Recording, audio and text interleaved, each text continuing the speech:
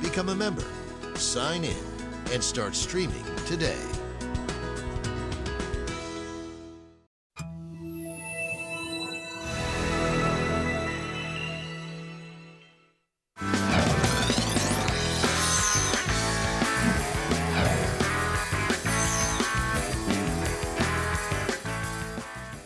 Hi, everybody. Welcome to the January 10th, 2020 edition of Colorado Inside Out. I'm your host, Dominic Dezzutti. Thank you very much for joining us. Happy New Year. This is our first show in 2020, and it's our kickoff of our 28th season. Thank you so much for making that possible. We do not take 28 years for granted around here, trust me, and we appreciate you always tuning in.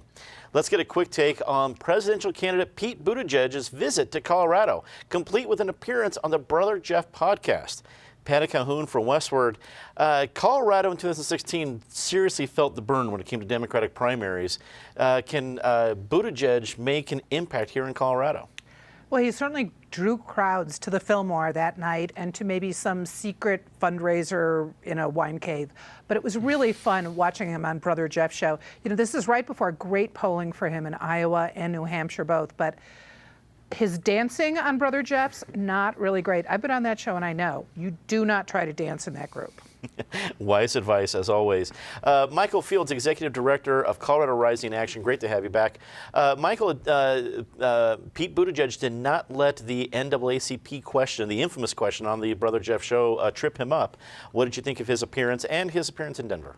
Yeah, I mean, he came here obviously to raise money, to get a little bit of support. You know, it wasn't the 10,000 people that Bernie Sanders had last year. I think the thing he has to do is really focus in on Iowa and New Hampshire, because if he doesn't win both of those, I don't know how relevant he is once he gets here in Colorado on Super Tuesday. His appearance on Brother Jeff was interesting. I think when it comes down to it, he's struggling with African-American voters. I don't know if this is going to help it in time, but you know, it was good seeing presidential candidates here in Colorado. Political analyst Eric Sonderman joins us, also a weekly columnist with Colorado Politics. Eric, Colorado being part of Super Tuesday is something. It's not enormous, but we're part of the game.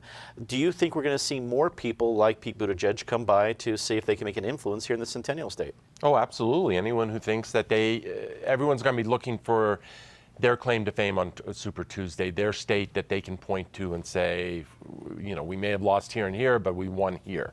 I somewhat agree with Michael in terms of so much of this, by the time it gets to Colorado and Super Tuesday, depends on what has happened in the month prior with New Hampshire, Iowa, South Carolina, Nevada, etc. I'm not sure Buttigieg has to win both of those opening ones, but he needs to make a strong show, strong show both places and maybe a win one place. Is this still Bernie country? I'm not sure. I think, again, that depends on whether he has consolidated that base, has put Elizabeth Warren on the ropes by the time it gets to Colorado. It's going to happen really quick, and it's going to be fascinating. Penn Tate joins us. It's great to have you back, Penn. Attorney with Tate Law, also a former state lawmaker. Penn, what do you make of Buttigieg's chances to be the moderate in the field? I mean, Joe Biden's clearly that headliner on the moderate side, but when it comes to the moderate candidates within the Democratic field, there's not a tremendous amount of competition anymore in that upper tier. What do you think? You know, I think he's got a good shot, and I think he was wise to get to Colorado early. When you take a look back over the last few cycles, Barack Obama really did well in Colorado, and come caucus time, he was the reason that people showed up for caucuses. The last time it was Bernie. I mean, that was the person who motivated everybody, and I think Buttigieg is seeing that. Our demographic is unique, and it may actually be more reflective of Democrats nationally than Iowa and New Hampshire are anymore. And so I'm not certain he needs to do well in both of those, but if he plays well in Colorado after that, it may give his campaign renewed vigor. Governor Jared Polis gave his State of the State address on Thursday. In his speech, Polis asserted that the state is suffering from economic inequality. He proposed to tackle the problem with a public option for health insurance and a paid family leave program. Meanwhile, 38 climate change protesters were arrested during his speech, calling for a ban on fracking. Patty, we always take State of the Blank speeches with a grain of salt. It's a speech. It's not a policy agenda per se. But what did you get from this latest one? Well, certainly the arrests were big. They started out thinking there were 25. There were 38. Some of them were kids, so their names haven't been released. I was trying to think of the last time there were mass arrests at a State of the State speech, and I couldn't remember offhand. It was a pretty good speech. It was interesting that the environment came up, but mostly in the context of climate change rather than fracking, that word, which is becoming a very heavily politicized word in this state, was not uttered. But we talked about climate change. He gave a shout out to Tri-State, which had just given him kind of a big win the day before when it announced it's going to shut down its coal plants early in New Mexico and Colorado. Not a surprise that he was talking about paid family leave, although small businesses are still concerned about that.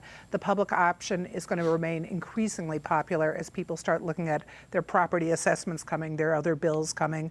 So, and his all-day kindergarten, I think, has been a big hit. So he focused on things that people could pretty much get behind in the new legislative session. Michael, we also heard things like tax cut in the midst of a Democrat Jared Polis's State of the State. I'm not sure if a lot of people had that on State of the State bingo, but do you think that's just what he says in the State of the State, or maybe there's some energy behind it?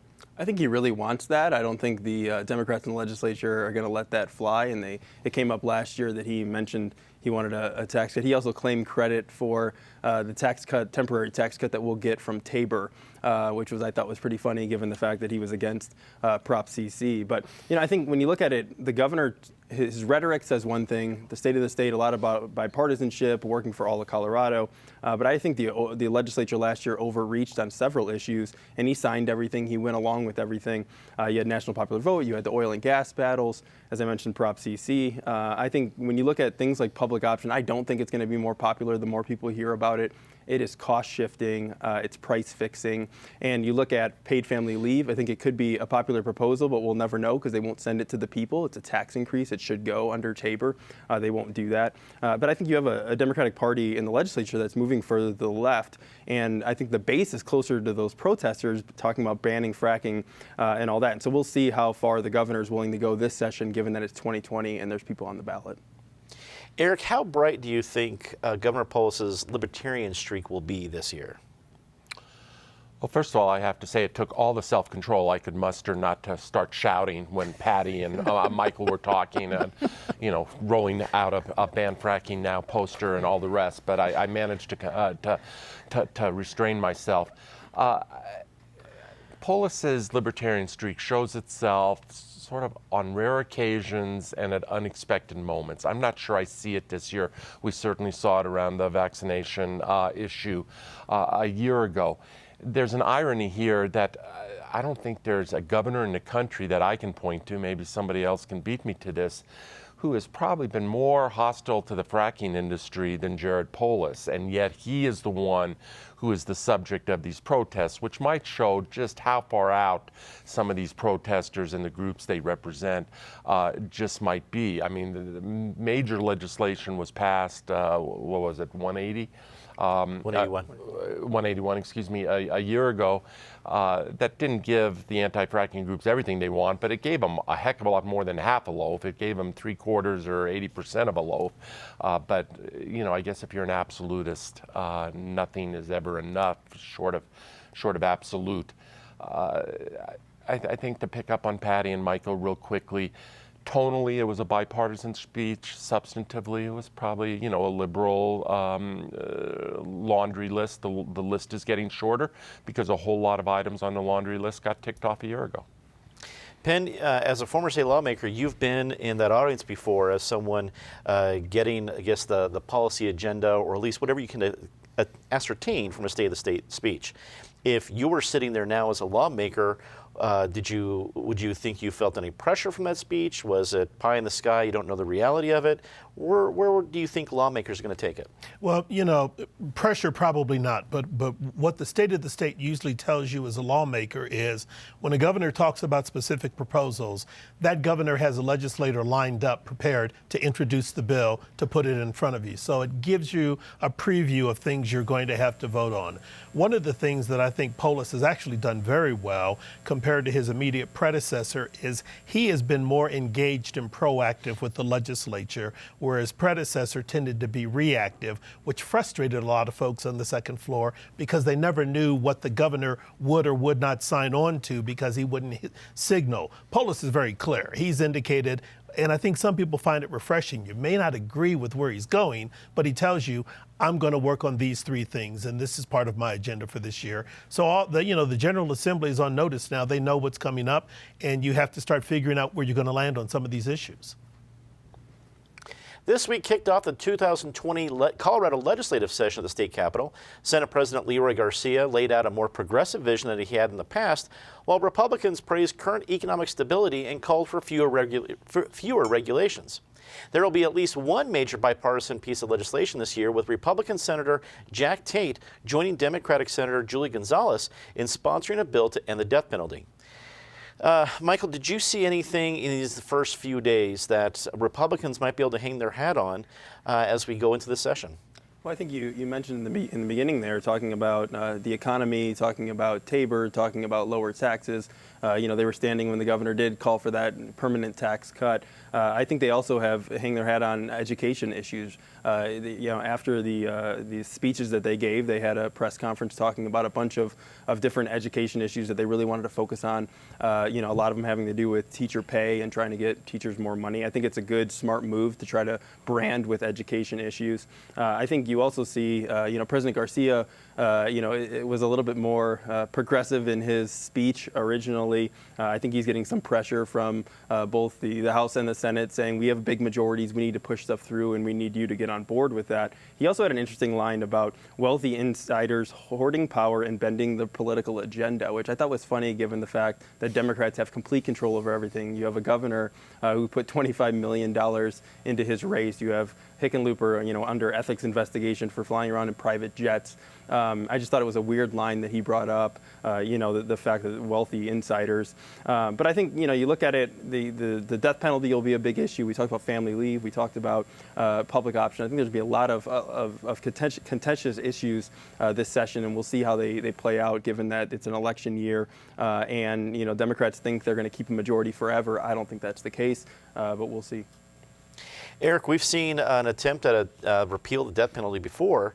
Do you see anything different this time? Do you see other opportunities within the session from these first few days? Yeah, I do see something different on the death penalty. I think Jack Tate signing on as a co-sponsor is a strong move on the part of the proponents of getting rid of the death penalty, and a courageous move, quite frankly, on the part of Jack Tate.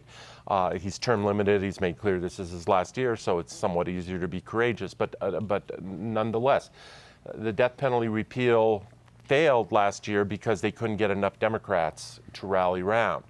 So the question becomes, well, there are really two questions. One is, can they get the Democrats to rally around to give them the majority? Or, with Tate on board, can they pick off a couple of Republicans to fill in the gaps for Democrats who won't join up? But I think that is a headline bill of the session. I thought the best line of the opening speeches, at least the one that resonated with me, actually belonged to House Minority Leader Patrick Neville, talking about pogo stick lanes.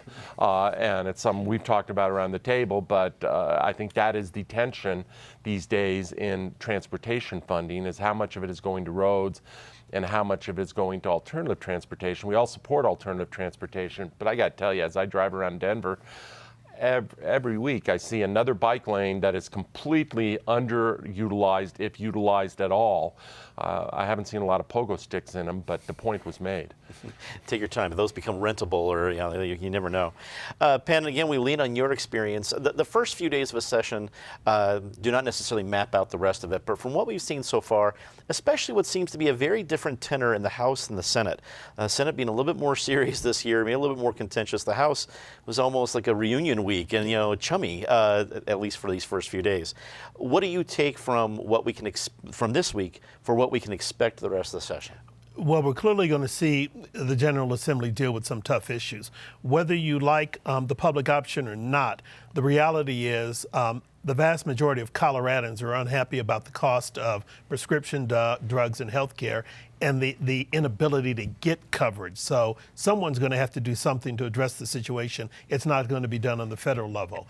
Many of these opening day speeches are kind of like the governor's. They're put out there to sort of see how people react. Trust me, a number of legislators will be watching this show and other shows to hear how people respond to some of the concepts put out there. But, I think we are going to see public option, death penalty repeal, a host of pretty progressive to liberal issues put forward, because I think many legislators feel there's an appetite for that in Colorado. Although we're sort of a purple state, we've been trending toward the more progressive direction. And when you have majorities in both chambers and a governor, that's when you push the advantage, and we'll see some of that. Patty, if there's lawmakers out there watching the show, first of all, welcome. We're glad you're here. What is your response? How did you feel from the first week, from what you heard from both the Senate and the House? Well, I think Leroy Garcia misspoke. He meant wealthy outsiders, like the kind who were trying to recall him last year. So he's still there. That's good. Jack Tate, I think we have to give an award for a strong comeback. Remember when he got mired in the whole sex harassment thing? For some reason, it took the legislature, 2 years to come up with a plan, when basically you should say, hands to yourself, don't tell stupid jokes, behave yourself. But this death penalty position is an honorable one that he is taking. Whether or not people agree with him, he is saying what he feels is right for Colorado. So strong comeback by Jack Tate in the Republican Party. I think one of the bills that's coming up that's going to be really interesting and a more serious issue than just plain sex harassment is the sexual assault, and they may be removing the statute of limitations entirely. We're seeing the Boy Scouts are worried about it, the Catholic Church is worried about it, Washington's passed such a law, New York is passing such a law, and I think that will pass in Colorado this year, because there are many really egregious instances, and you don't recover from them quickly. At the end of December, a Denver County Court judge ruled that Denver's camping ban is unconstitutional, saying the ban amounts to cruel and unusual punishment. However, Denver government officials are still moving forward with encampment cleanups and plan to appeal the ruling. Eric, this ban has been in place since 2012, so 8 years later, it's a little late to the party. But what effect do you think this is going to have in the long term, since there's an appeal in place and the Denver voters just said they were perfectly fine with it just in 2019? Yeah, and it's not only been in place since 2012, but the Denver voters not only said they were fine with it, they said it by 80%, 81%, some huge percent of the vote. What was that, 7-8 months ago?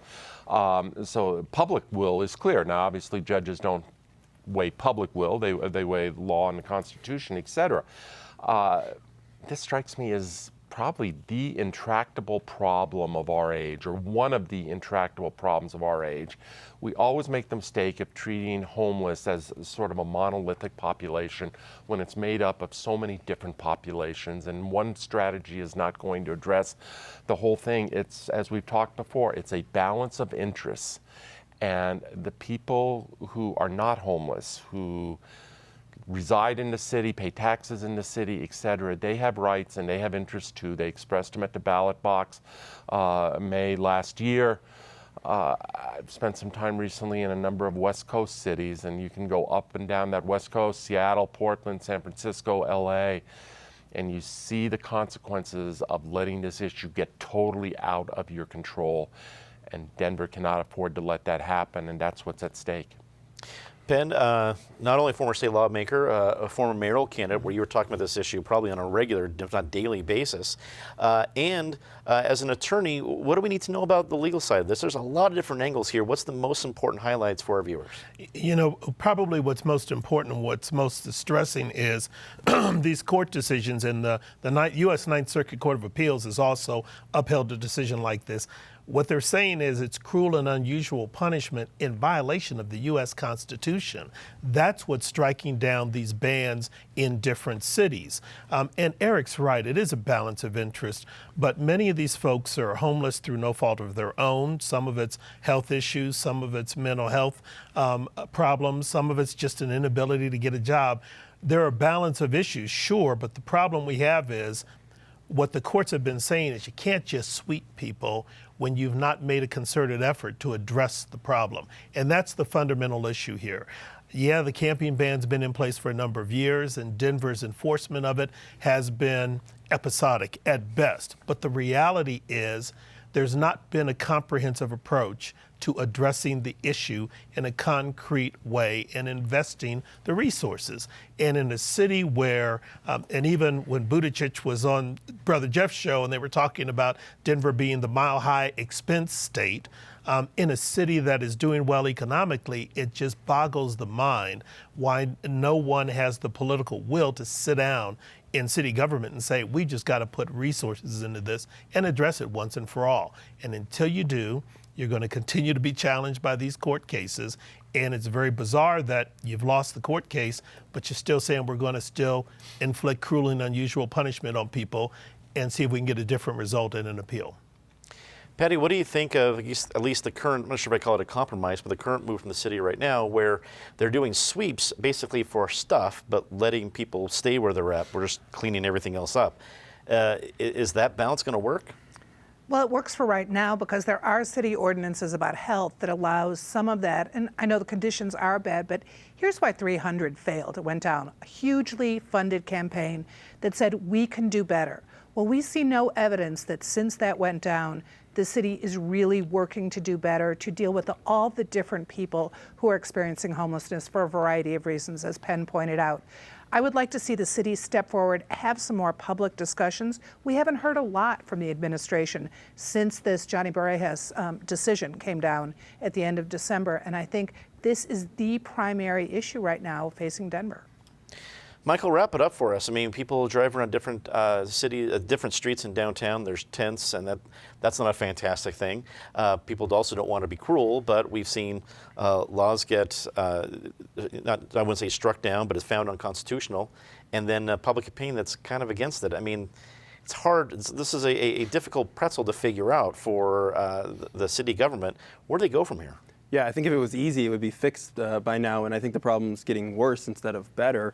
The legal issues are really interesting given the fact that the courts have ruled in other areas, Idaho, but it's based on the fact that there weren't beds or shelters available for people here in Denver. They're saying that there are ones available. I think to Penn's point, there has to be a concerted effort to fix this problem, and I think this is going to put more pressure on the city to put more resources or to make sure that it's easier for people to find beds and shelters. I think when you look at, I think ultimately it will get reversed because it is different than that Idaho case. But I think this 300 didn't go down just because, or got 80 to 81 to 19 wasn't just because of money. I think there is a real sentiment out there that this is something needs to get done about this, that we can't let it continue to go on as it is. And so I think it'll be interesting to see how it goes, but at least the city is going to have to be focused on this issue, and I think it's a big one.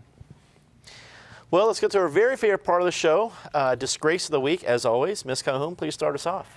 Well, kudos to a sometime occupant of this table, Susan Green, who on New Year's Eve gave quite the present to CU when she printed the list of finalists for Mark Kennedy's job as CU president.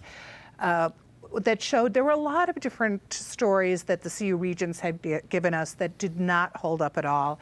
That people who were very qualified were completely snubbed, like a Bill Ritter, Donna Lynn. And it was a great story by Susan Green. And of course, the response by the CU Regents was, maybe we should find out who leaked this, because of course that's their big problem, not that they just had one finalist for a really prestigious position. So that was a problem. They're on a retreat right now, coloring and doing kumbaya, trying to learn how to be nice to each other and the rest of the world. They've got bigger problems to worry about. Being off for 2 weeks, we miss things like that. I'm very glad you brought that up. Michael. Colorado Rising is proposing ballot issues for setbacks on oil and gas again, same ones that lost in 2018. And then you have the Fiscal Institute has proposed 35 new potential tax increases to the title board for the ballot. So I think to both groups, voters have weighed in on this. Give it up and move on. Eric. I'll play pile on and follow up on where Patty was. Everything Patty said is dead on, but let me add to that. This retreat that they are at as we tape this show is at a cost of $51,000. Last I looked, you had 9 members of the Board of Regents. I'm sure there's the president and a few other administrative hanger-ons. It's a one-night retreat out at the Gaylord Resort. I know rooms are pricey. And I know consultants, the consultant they hired to do marriage counseling or fidget therapy or whatever it is, probably doesn't come cheap. But for the life of me, I cannot figure out how you get up to $51,000 for this retreat at the same time higher ed is so desperately underfunded. I visited the Gaylord complex over the Christmas holiday. I could see how they got the $51,000 very fast. You have to pay for both. Well, and crayons and scented markers are expensive, Eric. I mean, that stuff, that's not free. That's right. Penn, your disgrace of the week. My disgrace, I have to first combine kudos to Patricia Calhoun and Westward for breaking a story. After Denver citizens paid $2 million for a conservation easement, after state law indicated you can't void a conservation easement unless you can prove it's impossible to fulfill its purposes for open space. And given that the land is already zoned as open space, it boggles the mind while the city of Denver is allowing a planning process to look at the redevelopment of the Park Hill Golf Course. Now time to say something nice about somebody. Patty? I'm going to say something nice about Historic Denver, which had a really big year that even came down to Saving Tom's Diner, brokering a deal that got the property owner came out whole, people who love Googie architecture came out whole. Another one that we'll see soon is the Livestock Exchange building, which is right out by the stock show. Yeehaw starts tomorrow. But that building, or actually a complex of 3 buildings, also going to be saved. Historic Denver has done a good job this year, both negotiating saving our past, but protecting property owners too. Michael? With session starting this week, there's a lot of talk about how hard campaign season is for families, but session is very hard too. They go long hours, and so I wanted to give credit to the families of legislators and other elected officials for what they sacrifice for the state. You're here. Eric? Nicely said, Michael. Let me go to Hollywood. Ricky Gervais, that was refreshing. His monologue at the Golden Globes. It's one thing to call out hypocrisy. It's another thing to do it when the hypocrites are sitting right in front of you. That was well done and as I said, refreshing. Penn? Sort of to follow up on Michael, we often criticize government, the legislature, elected officials, but there are a lot of good people who commit their lives to trying to do good works. And one of them is Lois Court, who many of us have known for years. Lois started as someone who was just active in the neighborhood, active in the community, helping other people, and then ultimately got the itch and ran for office and has served, I think, with distinction in the Colorado legislature. She is stepping down due to a serious medical illness and situation, and I just want her to know she's in our thoughts and prayers, and we'll be supporting her and thinking of her. And thank you for what you've given to all of us. You're here. Well said. Before we go tonight, I want to tell you all about, we're taking the show on the road. Colorado Inside Out on the Road is going to be at a special event with our partners at the Academy for Lifelong Learning. That is going to be on Tuesday, January 28th. They're doing a special free one-day learning seminar. You can be part of it. If you want to check it out and see us at 1 p.m. at this special day, go to academyll.org for more information. It's a free event. We love to see you out there. It's really going to be a lot of fun. For everybody here at Colorado Public Television and Colorado Inside Out, thank you so much for watching. I'm Dominic Dezzutti. Good night.